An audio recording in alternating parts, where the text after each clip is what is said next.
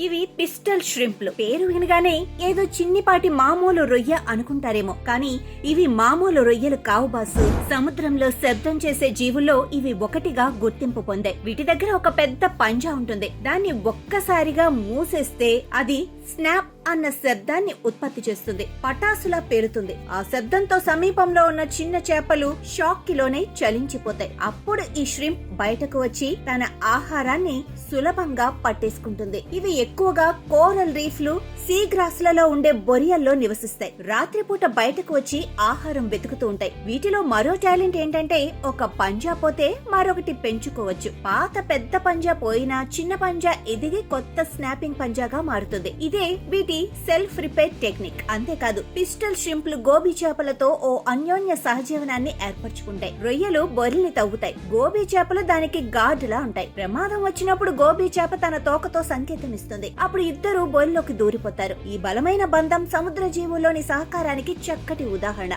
Follow Shrimp News for more updates.